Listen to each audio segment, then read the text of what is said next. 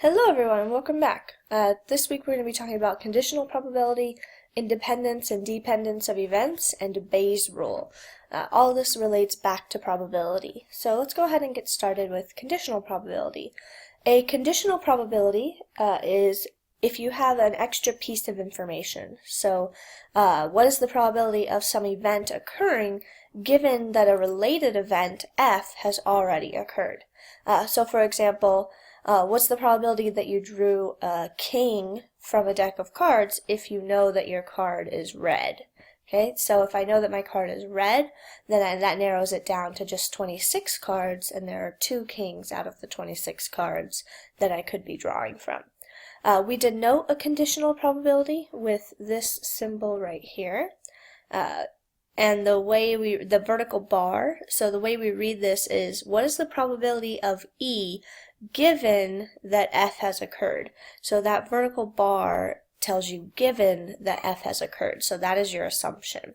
Our formula for calculating conditional probability is given by the probability of the intersection divided by the probability of F, the assumption.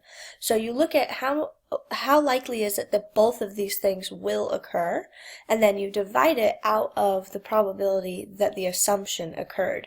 Because by knowing that event F has occurred, you've eliminated all the times that event E occurs without having event F as well. And so that's why we're dividing by probability of F and not the probability of E. So let's take a look at an example. How do we actually apply this? So we have a manufacturer obtains radios from 3 different subcontractors. 20% are from A, 40% are from B, and 40% are from C. The defective rates are 1%, 3%, and 2% respectively. If a defective radio is returned by a customer, what is the probability that it came from subcontractor A, subcontractor B, and subcontractor C? Alright, so let's go ahead and see what we know so far, and that might help us figure out what we're looking for. We know the probability of a radio coming from contractor A, B, or C, because those are given to us here in the second sentence. So we can take those percentages and interpret them as probabilities. So the probability that a radio came from A is 20%, so that would be 0.20. The probability that the radio came from B is 40%, so that would be 0.40. And the probability that a radio came from contractor C is 40% as well, and so we get 0.40. Notice that if you add these up, you should get 1, because we have 0.2 plus 0.4 plus 0.4, and so we get 1, which is the whole sample space. So we know that we have everything represented here. Now let's see, the next sentence tells us the defective rates for the radios. So the defective rates are 1%, 2%, and 3% respectively. So this means that if I know that my radio came from subcontractor A, then 1% of those are going to be defective. So this is a conditional probability. I've assumed that the radio came from A, and then now I can say what's the probability of it being defective. So this is the conditional probability. The probability of being defective, I'll use DEF for defective, given that I know that the radio came from A. And so this is 1%, so we have 0.01 for the probability. The next one, the probability is 3% if I know that my radio came from B. So the probability of a defective radio, given that that radio came from contractor B, is 3%, so 0.03. And the probability of a defective radio, given that it came from contractor C, is 2%. So, assuming that a radio came from A, B, or C, we can determine the rate at which the radios are going to be defective, so the probability that they will be defective. So now let's look at the question. If a defective radio is returned, what is the probability that it came from subcontractor A, subcontractor B, and subcontractor C? So we're not assuming that the radio came from A, B, or C. Instead, we want to know what is the probability that we have a defective radio and a radio from A? Or what is the probability that we have a defective radio and a radio from B, or a radio from C? So we're looking for the intersection. So we want the intersection. Here we go, the intersections.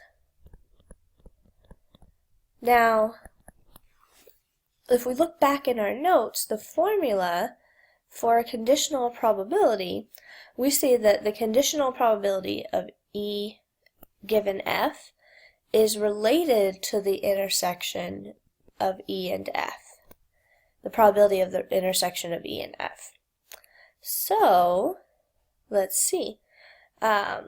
We can see that if we solve this equation, so we're interested in just the intersection, correct? We already have the conditional probabilities, and we already have the probability of the assumption. So in our case, we know the probability of a defective radio given which contractor it came from.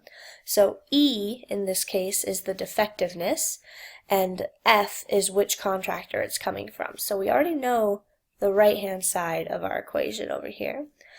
We also know the probability of the assumptions, so the probability of the different contractors. So all that remains is to solve for the intersection. So we can use algebra to solve for the intersection. The probability of E intersect F must be the conditional probability of E given F times the probability of F.